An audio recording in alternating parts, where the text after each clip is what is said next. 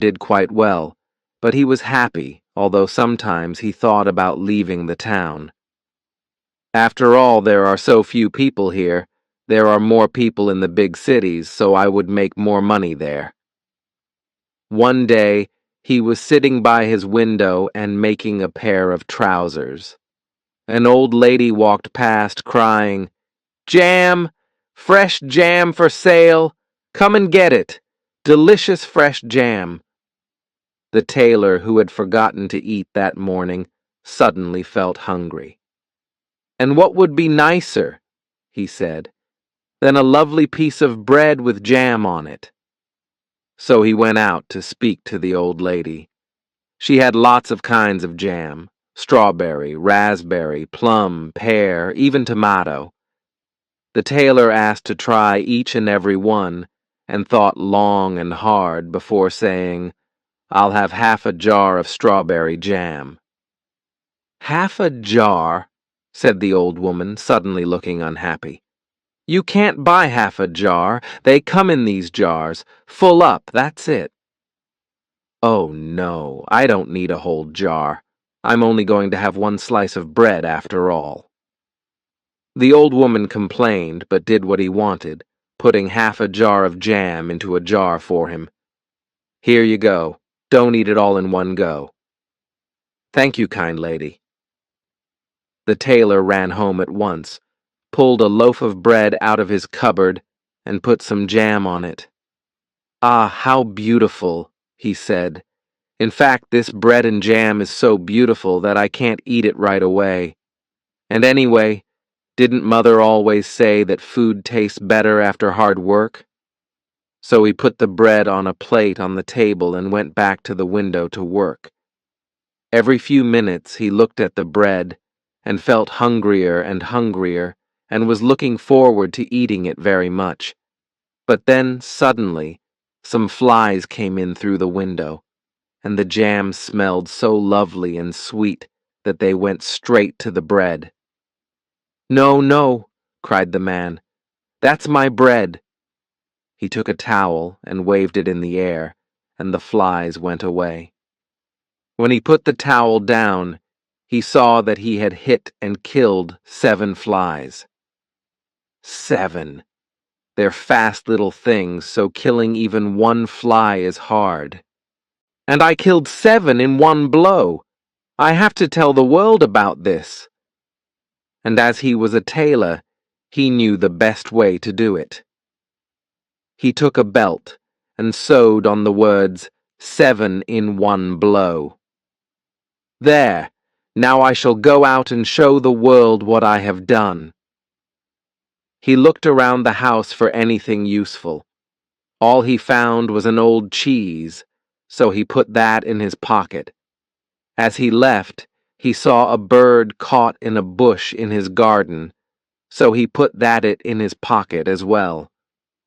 The brave little tailor walked out of town and up a hill, and came across a horrible, mean-looking giant. The tailor waved and said, "Good day. I'm going on a journey to show the world what I've done." "I don't care what sad little humans do with their lives," said the giant. "Are you sure?" said the tailor. "Look." And he showed him his belt with the words, "7 in one blow." The giant gasped.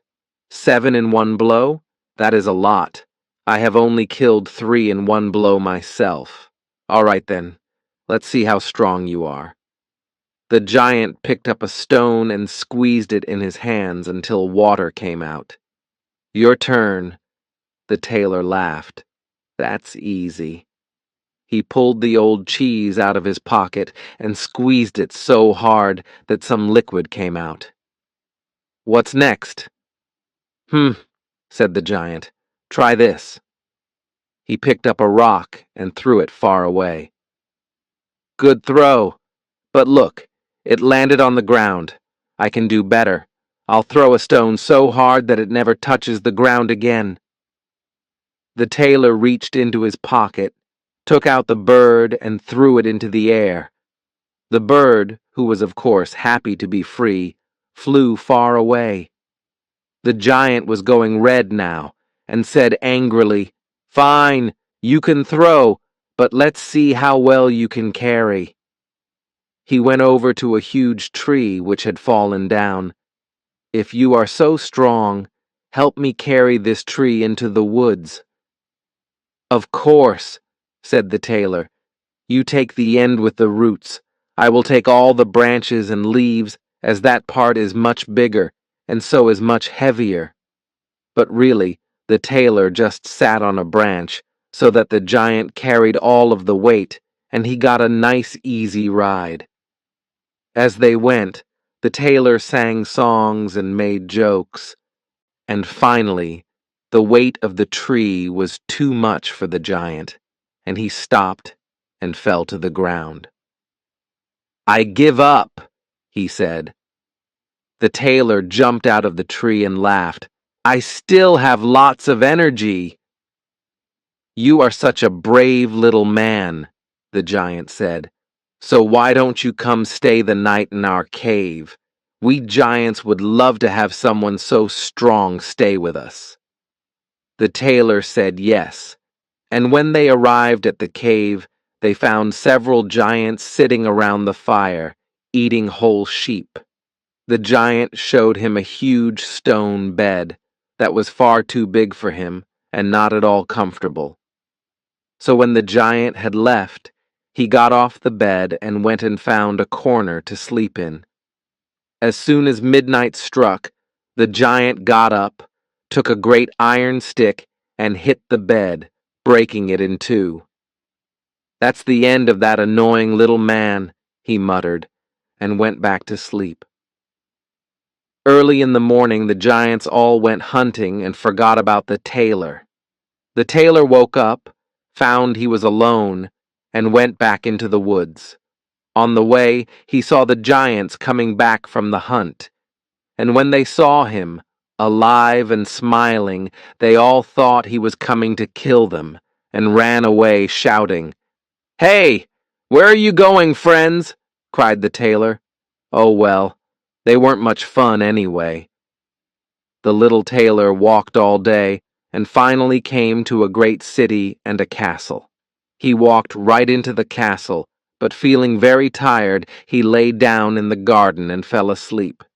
While he slept, various people came and saw him, and read his belt, 7 in one blow. "My word," they said, "he is a true soldier. He must have come to serve the king." So they went and told the king about him. When the tailor woke up, he found a man standing right next to him. "The king asks you to join his army," he said, "since you are such a strong soldier." "Well, why not?" said the tailor. "That sounds like a wonderful idea." It was certainly a better job than being a tailor. So the tailor joined the army, but all the other soldiers were afraid of him. "What shall we do?" they said. "If we get into an argument with him, he'll kill us all in a few blows." And one by one, the soldiers quit their job, until the tailor was the only soldier left. And as you might expect, he was not a particularly good one either. "I must get rid of this darn soldier," the king said. But carefully, he could kill all of my men if he wanted. So the king gave him an impossible task. "In the woods," he said, "there are 2 giants who are always stealing, killing, and setting things on fire. And worst of all, they attack travelers on their way to visit me. If you go and kill the 2 giants, I will let you marry my daughter, and you shall have half of all the riches in the kingdom. In fact, I will even send 100 men to help you." Killing 7 men in one blow was one thing, but killing 2 giants was another. So the king was very surprised when the tailor said, "Yes, why not? A lovely wife and piles of gold would be very nice. And don't worry, I don't need 100 men. A man who can kill 7 in one blow can do it alone." Still, the king sent his trusted servant with the tailor to make sure he did not lie. They walked to the forest, and then the tailor said, "Wait here, and I shall go and kill the two giants." So the tailor went into the forest and found the two giants.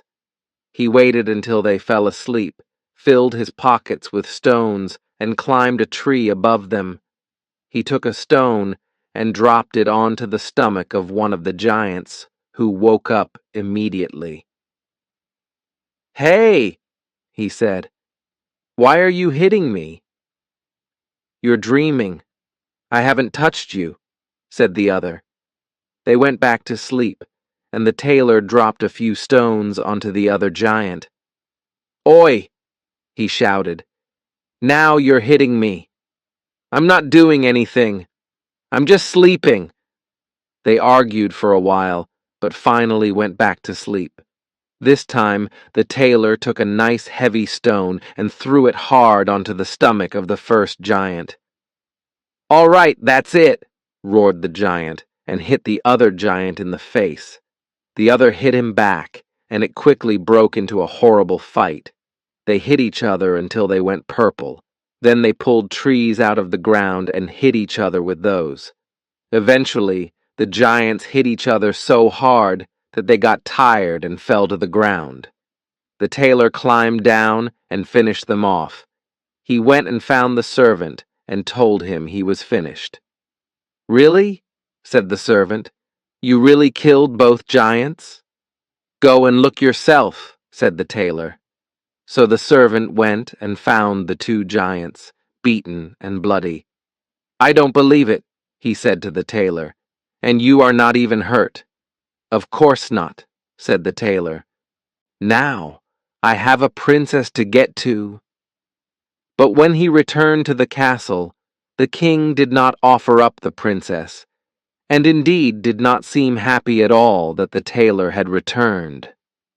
"In fact," said the king, "I have one more task for you to do. Before you can marry my daughter and have half the riches in my kingdom, you must go into the forest and catch the unicorn who lives there. It has been attacking travelers and making all sorts of problems." "That's a piece of cake," said the tailor. "A unicorn isn't even as scary as one giant, and I just killed two. After all, I can kill." "Seven in one blow, yes, I know," said the king. So the tailor went into the forest, once again with the servant. "Sorry for pulling you into this," he said. "It must be quite boring." "No, no," said the servant. "I am really quite interested. When I was young, I wanted to be a brave soldier, just like you." "Shh! Do you hear that? It is the unicorn." And the tailor ran off, leaving the servant behind. He found the unicorn running around the forest, and the animal was indeed very fast and dangerous. "If I'm not careful," he thought, "it will kill me with its horn." And then he had an idea. The tailor ran in front of the unicorn, shouting, "Cooey, cooey, I'm over here." The unicorn ran after him, and the tailor ran away, stopping in front of a tree. "Oh no, the big scary unicorn is going to get me." The unicorn ran at him, but just before it caught him, he jumped out of the way, and the animal's horn went deep into the tree, so deep that it couldn't get out. "Piece of cake," the tailor said. He tied up the unicorn so it could not move, and then called the servant. "Wow," said the servant, who had been watching from a distance. "You really are a true hero." "Oh, stop," said the tailor. "Now help me carry this back to the castle." Once again, the king looked more annoyed than glad to see the tailor with the unicorn, and once again he said, "Before I can give you my daughter and my riches, there is one more task to do." "Oh, come on," said the tailor. "Why does there always have to be 3 tasks? In the same forest there is a wild boar who has been making problems, attacking travelers, eating buildings. Big surprise. You really need to do something about this forest. I mean giants, unicorns, and boars. I'm surprised they haven't come and attacked the castle. All right, let's go. Come on, Mr. Servant." So the tailor and the servant went back to the forest and sang songs as they went. They were good friends now, and the servant looked up to him like a hero. The tailor enjoyed that a lot. This time, the tailor waited for the boar to run at him and then ran into an old church nearby. The quick little tailor climbed up the wall and jumped out of the window, which of course the boar could not do, and before the animal realized what was happening, the tailor ran around and shut the door behind it. Now the boar was stuck inside the church. "Let's go call the hunters," he said to the servant, and they did just that. When the boar was killed and the tailor returned to the king, the old man looked very red indeed. "There is a duck." "No, there isn't," said the tailor. "There isn't a duck or a dragon or a frog or any animal or man 100 miles around here who is making any problems. I stopped them all. Now, can I finally get married?" The king had no option but to say yes, and give the tailor his daughter's hand in marriage and half the riches of the kingdom. They had a wonderful wedding, although the king did not enjoy it, and all the people of the city sang songs about the tailor and brought him lovely presents. "7 in one blow, 7 in one blow," they sang, all throughout the wedding. The tailor's new wife, the young queen, was just as unhappy as her father, who had told her to be careful of this man. "He came from nowhere, and he has completed all my tasks in a most strange way. Something is wrong with this hero, and I want you to find out."